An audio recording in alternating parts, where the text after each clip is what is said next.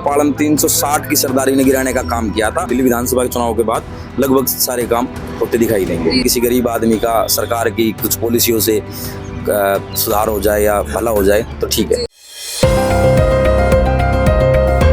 दर्शकों, आप देख रहे हैं न्यूज। मेरा नाम है महक शर्मा। तो आज मैं मौजूद हूँ नजफगढ़ में मटियाला विधानसभा से। तो आज मैं बात करने आई हूँ एक ऐसे जाने माने चेहरे के साथ जो देहात के लिए काम कर रहे हैं। इन्हीं का नाम है सचिन जी, जो देहात के लोगों के लिए काम कर रहे हैं, देहात के विकास के लिए काम कर रहे हैं। एक और जहाँ किसान जो है पूरे साल भर काम करता है और पूरी दुनिया, पूरे हिंदुस्तान का पेट भरता है, और उसी तरफ से देहात के लोगों के लिए कुछ काम नहीं किया जा रहा है। किसानों का जो हक है वो मारा जा रहा है। उसी के साथ यहाँ कई लोग हैं जो देहात को बचाने के लिए आगे बढ़कर काम कर रहे हैं, और इस बार उनका कहना है कि अगर सरकार आज भी नहीं उठती है तो अब वो सरकार का बहिष्कार करने को तैयार है। और लोगों का ये भी कहना है कि सरकार जो उनके लिए कार्य कर रही है, फिलहाल जो सिर्फ झूठे आश्वासन का नाम दिया जा रहा है, अगर वो काम 2025 के इलेक्शन से पहले कर दिया जाता है तो वो वोट देने में बिल्कुल संकोच नहीं करेंगे, और अगर नहीं होता है तो बहिष्कार करने में भी बिल्कुल टाइम नहीं लगाएंगे। इसी तरह से जुड़ते हैं सचिन जी से और जानते हैं कि किस तरह से काम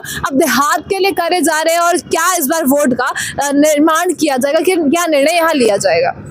नमस्कार सर, पहले एक बार अपना नाम बता दीजिए। नमस्कार जी, मेरा नाम सचिन शिकारपुर है। जी जी। तो सर पहले मैं आपके बारे में थोड़ी सी जानकारी चाहिए होगी। तो ये मतलब आप किस तरह से पहले पॉलिटिक्स में, जिसमें आपसे बात है, आप थोड़ा सा पॉलिटिकल बैकग्राउंड भी है, तो किस तरह से पहले आपकी जानकारी मुझे चाहिए। हमारा कोई बेसिकली पॉलिटिकल ग्राउंड नहीं है, अपना बैकग्राउंड है जी। मैंने जब 12th करी थी, 12th करने के बाद में मेरे ताऊ थे कृष्ण जी, उनकी बड़ी इच्छा थी कि हम चुनाव लड़ें। ये 2017 की बात है जी। 2017 में हमने उस वक्त दिल्ली नगर निगम के चुनाव हुए थे जी। और हमारे क्षेत्र से किसी ने चुनाव लड़ा था तो मैंने उनका साथ दिया था जी। उस वक्त उम्र मेरी मात्र 18 साल थी जी। 18 साल की उम्र से राजनीति की शुरुआत करी जी। और हमने किसी पार्टी का दामन नहीं थामा, सिर्फ और सिर्फ हमने देहात में उन नेताओं की तलाश की जो देहात के विकास को गति दे सके।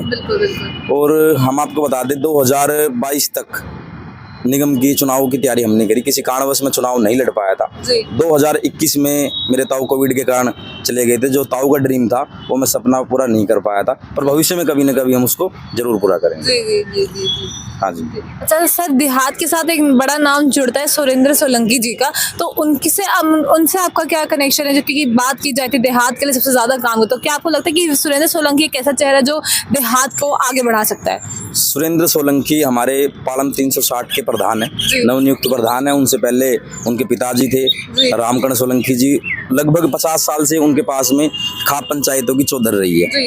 देहात के लिए उन्होंने अनेकों काम करके दिखाए हैं, लेकिन कहीं ना कहीं सरकारों द्वारा बनाई गई पॉलिसीज या सरकारों द्वारा किए गए काम अचूक महसूस करता है देहात। पर सुरेंद्र सोलंकी के नेतृत्व में देहात को एक अच्छी दिशा मिल सकती है अगर समस्त देहात प्रधान जी का साथ दे तो। जी जी जी जी। तो सर जिस तरह से एक बात की जाती है, जो सुरेंद्र सोलंकी जी थे वो पहले कांग्रेस पार्टी से भी उनका नाता था कि वो पहले कांग्रेस पार्टी में काम, लेकिन फिर अब उन्होंने छोड़ करके सीधा देहात में अपना पूरा जीवन दे दिया है। तो क्या आपको इसी तरह से लगता है कि जो भी पार्टीज हैं जैसे बीजेपी, कांग्रेस या आम आदमी पार्टी, कोई देहात के लिए काम कर रही है?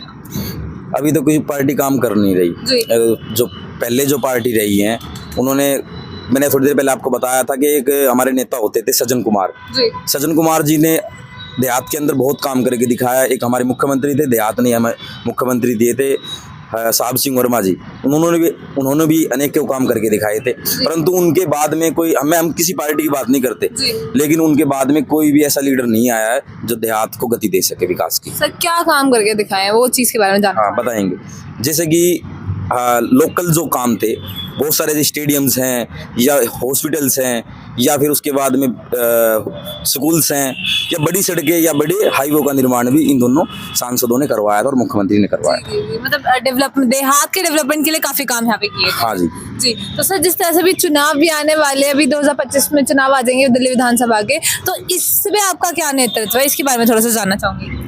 मैं आपको बता दूं, लगभग 105 दिन से किसानों का एक धरना चल रहा है दौलतपुर चौक और कंझावला गांव में।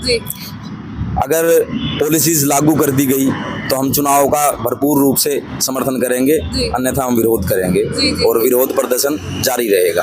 हम चुनाव का बहिष्कार कर देंगे। जैसा कि हमारे प्रधान जी पालन 360 के जो प्रधान है सुरेंद्र सोलंकी जी ने तमाम गाँवों के, दिल्ली के तमाम गाँवों की यात्रा की है और यात्रा करने के पश्चात निकल के आया है कि हम सब मिलकर इस दिल्ली विधानसभा का बहिष्कार करेंगे चुनाव का। जी जी जी जी। तो सर फिलहाल अभी तक सोलंकी जी ने आप लोगों के लिए क्या क्या काम करे उनके बारे में थोड़ा सा जानना चाहूंगी। वो सिर्फ हमें दिशा दे सकते हैं, क्योंकि वो शासन के अंदर उनकी कोई वो तो है नहीं कि वो नेता या कोई सांसद या मंत्री हैं, वो काम नहीं कर सकते। लेकिन अगर कोई दिशा देने का काम करता है तो दिशा देने का काम सिर्फ गुरु कर सकता है। तो मैं ये तो कहूँगा नहीं कि समस्त देहात के गुरु हैं, मेरे गुरु हैं। जी जी जी जी। मतलब वो आप लोगों के लिए काफी डेवलपमेंट के लिए आप लोगों के लिए आवाज उनके द्वारा उठाई गई है। हाँ, उन्होंने पहले भी लगभग एक साल पहले दिल्ली सचिवालय के बाहर भी एक धरना दिया था। अच्छा। इसी लैंड पूलिंग पॉलिसी को लेके। कुछ योजनाएं सरकार ने लागू भी करी हैं, जैसे कि स्वामित्व योजना सरकार द्वारा लागू करी गई जो पिछले 60-70 साल से अटकी हुई थी। जी जी। और भी बहुत सारी योजनाएं हैं जिनको लागू करवाने के लिए वो धरातल पे काम करने का प्रयास करते रहते हैं। जी जी जी। सर फिलहाल अभी तक क्या प्रशासक का कोई जवाब आप लोगों को इस धरने के लिए नहीं मिला है? नहीं, अभी तक कुछ ऐसा नहीं मिला और मेरे को लगता भी नहीं है कि सरकार काम करेगी। हमें सरकार का विरोध करना ही पड़ेगा और हमें इस चुनाव का भी बहिष्कार करना पड़ेगा। तो मतलब फिलहाल तीनों में से कोई भी सरकार का आपको काम अभी पसंद नहीं है? कोई भी सरकार से आपको उम्मीद नहीं है? बिल्कुल भी नहीं जी। ये सरकार काम करने के लायक है ही नहीं। जी जी। इन सरकारों का सिर्फ और सिर्फ एक ही मतलब है कि अपनी तवे पर रोटी सेको और अपने खाओ, देहात को भाड़ में पकाओ। जी। तो मतलब कि इस देहात के अंदर जहाँ वोट कम होती है ना, नेता वहाँ कम आता है। नेता हमेशा वो जहाँ वोट ज़्यादा होंगे वहीं पर ध्यान देगा। जैसे कि हमारे मटियाला विधानसभा के अंदर, मैं मटियाला की बात करूँ, वहाँ पर कॉलोनियों में ज़्यादा काम होता है और जो हमारे गांव हैं उन गांवों में कम काम होता है। उसका बहुत सारे कारण हो सकते हैं, जैसे कि वहाँ पे लोगों की संख्या कम है। नेता हमेशा वोट बैंक के ऊपर काम करता है, ना कि किसी देहात के ऊपर या किसी समूचे गांव के ऊपर काम करता है। तो सर मैंने ये भी चीज सुनी है कि जो यहाँ नेता है उनका ये कहना है कि देहात के वोट की उन्हें जरूरत नहीं, तो क्या ये सच है? हाँ जी, बिल्कुल सच बात है, जहाँ से भी आपने सुनी है, क्योंकि हमारे देहात के अंदर, जबकि देहात दिल्ली की सत्ता को तय करता है। जी बिल्कुल। हमने देहात से विधायक भी दे रखे हैं, मंत्री भी दे रखे हैं और मुख्यमंत्री तक दिए, हमने सांसद भी दिए हैं। और हम सरकार को बदलने का जज्बा रखते हैं। शीला दीक्षित की सरकार को पालन 360 की सरदारी ने गिराने का काम किया था, जिस दिन उन्होंने देहात के काम करने से मना किया था। अब सेम कंडीशन आम आदमी पार्टी की है। अगर आम आदमी पार्टी काम नहीं करेगी तो सरकार को भी हम गिराने का काम करेंगे। जी जी जी। तो सर जिस तरह से भी चुनाव भी आने वाले, तो लोगों का कहना होता है कि जैसे चुनाव आता है तो बहुत सारे वादे उठ के आ जाते हैं कि हम आपके लिए ये करेंगे, हम आपके लिए वो करेंगे। तो क्या अभी तक फिलहाल कोई प्रशासन ने बेशक झूठे आश्वासन यहाँ आकर के किसी ने कुछ कहा हो? नहीं, अभी तक ऐसा कुछ नहीं हुआ है। और आश्वासन नेताओं का काम होता है आश्वासन देने का, और जनता का काम होता है आश्वासन को सुनने का। लेकिन अब की बार देहात जाग चुका है और हम सिर्फ अपने काम को करवाने के बाद ही इनको वोट देंगे, ना तो वोट नहीं देंगे। अच्छा सर, मैं अगर आपके क्षेत्र की बात करूं तो आपके क्षेत्र में भी ऐसी परेशानियों का सामना, जैसे पानी या बिजली की कोई परेशानी वगैरह का सामना आपको करना पड़ता हो? नहीं, ऐसा कुछ नहीं है जी। मैं ये नहीं कहूँगा कि आम आदमी पार्टी ने काम नहीं किया। आम आदमी पार्टी ने काम भी किया कि काम को हमेशा गिनवा देना चाहिए। सरकार कोई भी हो, अगर देहात या देश के लिए, प्रदेश के लिए काम करती है तो उसकी कहीं ना कहीं तारीफ करनी चाहिए। मैं अपनी बता देता हूँ आपको, मैं हर 15-20 दिन में या एक महीने में एक बार लाइव आता हूँ और क्षेत्रीय विधायक या क्षेत्रीय सांसद इनको लाइव के माध्यम से कामों को गिनवाने का प्रयास करता रहता हूँ। जैसे सड़कों के लिए लाइव आते हैं, कहीं चौपाटों के लिए लाइव आते हैं, कहीं जोड़ों के लिए लाइव आते हैं, कहीं तालाबों के लिए लाइव आते हैं। उसी तरीके से आपको बता देता हूँ, कुछ गाँव ऐसे हैं जहाँ पानी की समस्या है, बाकी हर जगह सब ठीक चल रहा है। जैसे घुमनेड़ा गांव है, झटीगरा गांव है, बस पाइपलाइन दबेगी तो पानी सही सब ठीक हो जाएगा। दिल्ली विधानसभा के चुनाव के बाद लगभग सारे काम होते दिखाई देंगे। तो सर एक बात यहाँ पे आज के टाइम पे काफी ज्यादा उड़ रही है कि फ्री की रेवड़ी से लोगों का वोट खरीदा जा रहा है। तो क्या आपको लगता है सही में ऐसी चीजें जो है वो फ्री की रेवड़ी देकर लोग सही में इसके पास जा रहे हैं कि हाँ कुछ फ्री हमें लोगों को मिल रहा है? बात तो सही है वैसे ही जी, फ्री की रेवड़ी है जो जी, लेकिन वो सबके लिए नहीं है ना। जी बिल्कुल। एक 200 यूनिट का वादा सरकार द्वारा किया गया, वो हरियाणा के अंदर भी है, उत्तर प्रदेश के अंदर भी है, शायद राजस्थान के अंदर भी होगा। तो बात ये नहीं है कि सिर्फ दिल्ली की जो सरकार है आम आदमी पार्टी की, वही सरकार इस पे काम कर रही है। अब बीजेपी भी कर रही है, कांग्रेस भी कर रही है।